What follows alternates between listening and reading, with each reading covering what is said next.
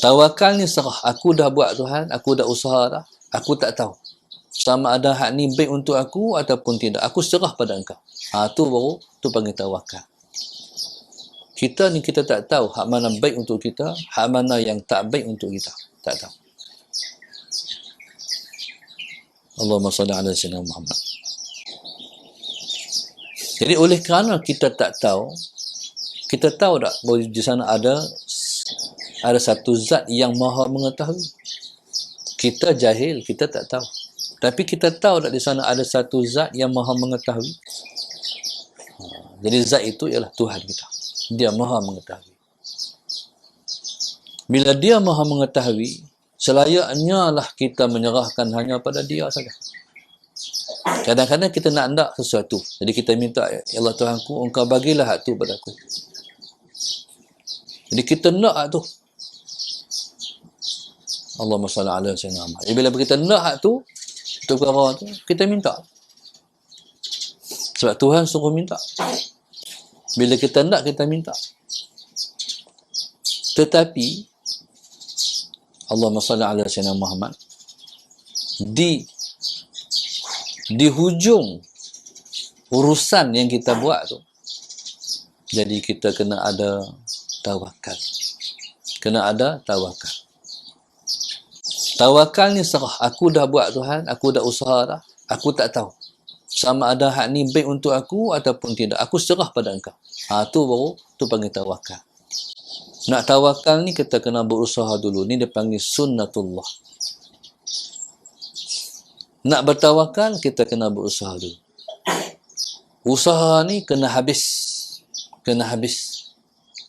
Contoh saya kata, masalah Sayyidina Muhammad. Potensi sesuatu perkara itu, keberhasilannya ialah 70%.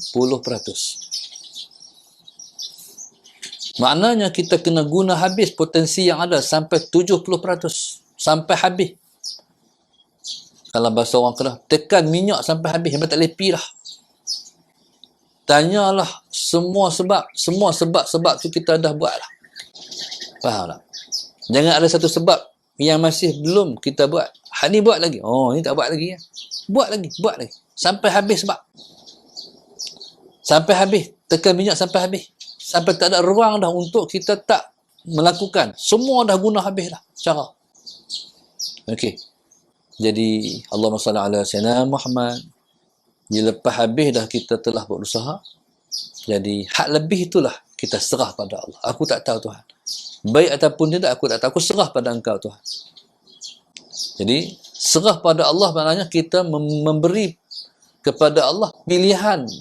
Allah membuat pilihan kepada kita baik ataupun tidak. Contohnya kita berkenan dekat seseorang, contohnya. Contoh orang tu dia berkenan dekat seseorang. Bila berkenan dekat orang tu, dia buatlah yang pertama sembahyang sunat istikharah. Tak kiralah semalam ke 3 malam ke, dah buat. Okey. Dia telah melakukan progres yang pertama. Syarat paling penting iaitu kita kena buat MOU dengan Tuhan. MOU tu istikharah. Satu perjanjian dengan Tuhan ataupun dia panggil kita pergi daftar. Jadi istikharah tu mana kita mendaftar. Daftar dengan Tuhan terhadap urusan yang kita nak buat. Faham tak? Jadi kita mendaftar pada Allah, urusannya aku nak buat Tuhan. Okey, pihak aku usaha, pihak engkau tentu. Okey, jadi bila dah mahir istikharah walaupun dah berkenan tapi tak boleh pergi lagi, kena daftar dulu urusan dengan Tuhan tu. Hak nak berurus. Bila mana kita dah main istikharah semalam, 2 malam, 3 malam ataupun semalam pun dah cukup, kalau kita rasa cukup, tak cukup buat 3 malam. Allahumma salli ala sayyidina Muhammad. Okey. Dah 3 malam kita buat, bangkit pula sembahyang sunat hajat. Allah Tuhanku, ini hajatku Tuhan, engkau mudahkanlah. Dalam istikharah tu dia ada doa yang Nabi kita ajak. Kita boleh cari dalam doa-doa pilihan ataupun sembahyang sunat. Dalam sembahyang sunat tu dia ada, mesti ada insya-Allah ada tentang penjelasan terhadap sembahyang sunat istikharah. Dalam makna istikharah tu, wahai Tuhan, kalau hak ni baik, engkau mudahkan. Kalau hak ni tak baik, engkau tolong jauhkan. Dalam sunat istikharah tu. Okey. Kemudian bila mana kita mayang hajat, Allah Tuhanku, engkau mudahkan urusanku Tuhan. Kalau hak ni ialah baik untuk aku, engkau mudahkan wahai Tuhan pada aku. Okey, bila kita dah mayang istikharah, kita dah mayang hajat. Okey, mak selesai dah mak. Dah mayang istikharah dah, hajat pun dah buat dah. Jom. Akhirnya buat urusan. Pimina Musa'ala Sayyidina Muhammad. Dia, itulah maknanya berurusan. Pipi Minang, lepas sambut elok. Tapi lepas kata, 4 tahun lagi mengaji dulu. Jadi, Allahumma salli ala Sayyidina Muhammad, itulah dia panggil, ni cara Tuhan mengatur. Jadi kita ni, masalah Sayyidina, nak sungguh kah? Kalau nak sungguh, hang tunggulah 4 tahun. Tapi, mestikan 4 tahun baru kahwin? Tak mesti. Ni hajat setiap malam. Tuhan, aku nak kat dia. Tuhan, bagilah cepat. Tuhan, tolong bagi cepat. Tuhan, aku nak kat dia. Jadi, minta lah. Tuhan suruh minta. Minta Tuhan ibadat. Baik. Kalau Tuhan nak bagi cepat, dia bagi cepat. Kalau Tuhan tak mau bagi cepat, dia bagi lambat. Semua tu ada hikmah. Pasal apa. Baik. Pasal apa Tuhan bagi lambat? Sebab dia yang paling baik untuk kita. Sebab dia yang terbaik kepada kita. Okey. Ini hikmah kalau lambat. Jadi kalau dia yang paling baik pada kita, Allah nak suruh kita menghargai yang dia bagi, yang dia nak bagi itu. Aku dapat dia 4 tahun tunggu. Allahu Akbar, Musa'ala Sayyidina Muhammad. 4 tahun aku tunggu dia. Tu menghargai. Dengan Tuhan ni, minta ya. Dia, masa dia tetap. Tu hak dia. Hak kita tak. Hak kita ni minta ya. Allahumma salli ala Sayyidina Muhammad. Okey. Kalau tu bukan jodoh kita, bukan pilihan Allah pada kita, dia akan sampai jalan tak lepi, buntu. Nampak ke berat ni, ke payah ni. Kita sendiri pun rasa. Lepas tu abang kat mak, nampak cara mak berat dah. Cari hal lain pula. Faham dah tu? Tu dia panggil istikharah. Istikharah ni bukan makna alamat mimpi tu semata-mata. Tapi ialah urusan kita berurusan tu. Allahumma salli ala Sayyidina Muhammad. Ada seorang kawan saya, kenal pada seseorang. Nak ramai lah, 8 orang lah. Mengenal pada seseorang, pada dia tu terbaik untuk dia. Sama-sama mengaji pandai, sama-sama bagui. Pada dia terbaik untuk dia. Mana sunat istikharah? Bismillahirrahmanirrahim. Mana sunat istikharah?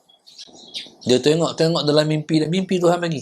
Oleh kerana hati dia bersih sangat, memang sebenarnya sunat istikharah, Tuhan bagi mimpi tu. Ada orang Tuhan tak bagi langsung. Ikut Tuhan. Langsung mimpi.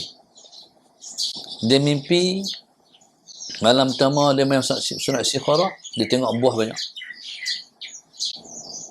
Lepas tu buah-buah tu ada hak jatuh. Hak berjatuh-jatuhan. Dia nak ambil buah tu. Tak jadi. Dia jaga.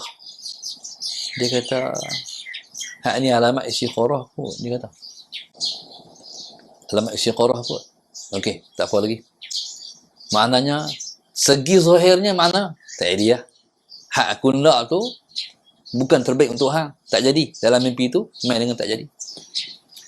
Allahumma salli ala Sayyidina Muhammad. Malam kedua, dia mimpi. Kalau tak salah, ingat saya lah. Lama lah, berpuluh tahun lah. Anak sampai 8 lah. Cuma dia tak boleh cucu lagi, saya dapat cucu lah. Sallallahu alaihi wasallam. Cerita dia, Allahumma salli ala Sayyidina Muhammad. Dia mayang istikharah. Kalau tak salah ingat, dia tengok semua orang pakai putih, hak dia berkenan tu pakai hitam. Dia jaga. Dia kata, aku berat nampak alamat ni. Hamarin tak jadi, ni hitam terus. Akhirat sekali, malam 3 saya tak tahu dia mimpi apa. Tapi oleh kerana dia orang berilmu, dia tak berhenti tak alamat tu. Dia usaha. Faham tak? Kalau orang tak ngaji, tak elok orang ni, tak idea. Tak. Dia usaha. Dia usaha, Allahumma salli ala Sayyidina Muhammad. Dia usaha. Lama juga dia usaha nak muslimat. Sampai dia balik Malaysia dah. Saya tak balik lagi, saya duduk Mesir lagi. 2 tahun saya duduk Mesir. Sampai saya kahwin di Mesir, dia tak kahwin lagi. Dia duduk tunggu tu. Duduk tunggu hak dia berkenan tu. Sampai saya balik Mesir, masa ada Sayyidina Muhammad. Baik. Tiba-tiba ada telefon.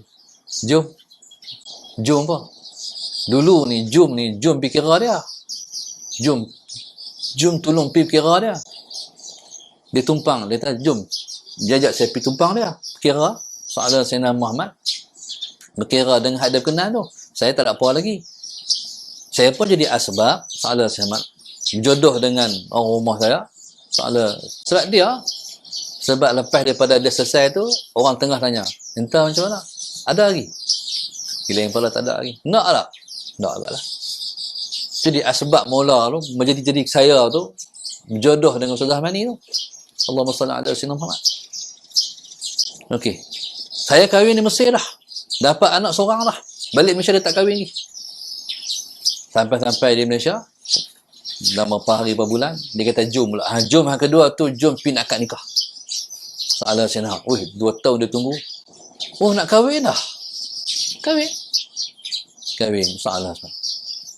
Jadi anak saya sulung namanya Aufa. Soalan Sayyidina. Jadi anak yang dia sulung pun, dia pun Aufa juga. Saya tak rancangan dia pun tak rancangan saya. Jom hak di Mesir, jom di Malaysia, lepas tu anak pun sama.